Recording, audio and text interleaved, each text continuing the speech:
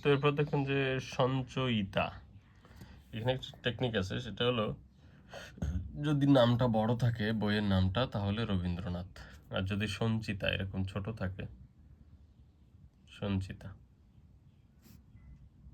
তাহলে নজরুল। সঞ্চিতা 3 অক্ষরে আছে, নজরুল 4 অক্ষরে আছে, নজরুল ছোট। আর সঞ্চয়িতা 4 অক্ষরে আছে, রবীন্দ্রনাথ 5 অক্ষরে আছে।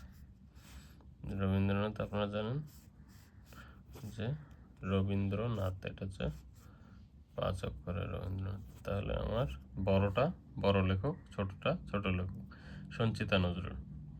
সঞ্চয়িতা 1931 সালে, এই সালটা কখনো আসবে না, কঠিন। তো সঞ্চয়িতাটা মনে রাখতে হবে রবীন্দ্রনাথ ঠাকুরের নিজ কবিতার সংকলন, কবিতাগুলি কালানুক্রমিকভাবে সজ্জিত।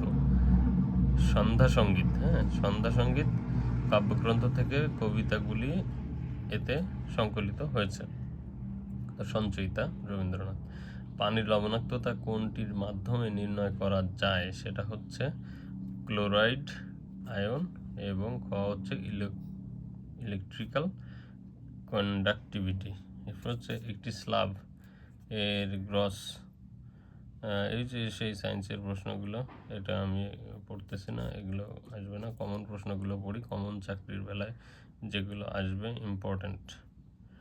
তো তারপরেও বাদ দিতে চাই না। উত্তরটা হচ্ছে যে গ্রস সেকশনাল এরিয়া, সেটা 0.15%। কেন বাদ দিতে চাই না? কারণ এই যে শিক্ষা প্রকৌশলীতে যারা পরীক্ষা দিবেন তাদের জন্য কিন্তু এটা খুব কাজে লাগবে, কারণ শিক্ষা প্রকৌশলীও মাঝে মাঝে পরীক্ষা নিয়ে থাকে। তো এরপরে ম্যাডোনা 43 হচ্ছে দুর্ভিক্ষের উপরে, এটা কিন্তু অবশ্যই মনে রাখতে হবে, কারণ এটা হচ্ছে আমাদের একজন বিখ্যাত শিল্পী জয়নুল আবেদিন, ওনার করা ম্যাডোনা 43। তো ম্যাডোনা 43 হচ্ছে দুর্ভিক্ষের উপর ছবি, একে বিখ্যাত হন শিল্পচর্চা জয়নুল আবেদিন। এই দুর্ভিক্ষের উপর ভিত্তি করে বিখ্যাত চিত্রশিল্পী জয়নুল আবেদিন বেশ কয়েকটি ছবি আঁকেন। ছবিগুলোতে অনাহারী মানুষের শীর্ণ দেহগুলো কুকুর কাককে খেতে দেখতে পাওয়া যায়।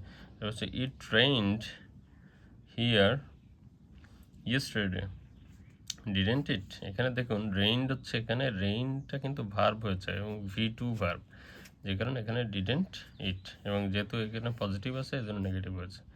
তারপর হচ্ছে নিরাপদ পানযোগ্য পানির বিওডি কত? এটা কিন্তু আসে, এটা সাধারণ পরীক্ষাগুলোতেও আসে। নিরাপদ পানযোগ্য পানির বিওডি হচ্ছে 0, বিওডি হচ্ছে 0। এরপর হচ্ছে একটি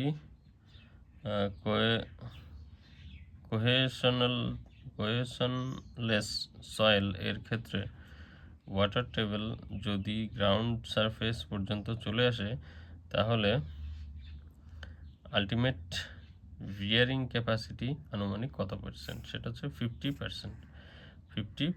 এরপর হচ্ছে the feminine gender of drone, drone বি হবে, কারণ ড্রোন হচ্ছে পুরুষ মৌমাছি, আর বি হচ্ছে স্ত্রী মৌমাছি, আর ইউ হচ্ছে ভেড়ি, আর ল্যাস হচ্ছে বালিকা বা প্রেমিকা। কোনটির কারণে পানির অ্যালকালাইনিটি হয়? সেটা হচ্ছে সবগুলোর কারণে। এখানে CO3 আছে,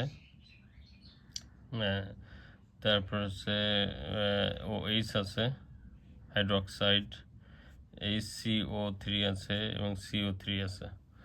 তো এইগুলো কারণে হচ্ছে অ্যালকালাইনিটি হয়।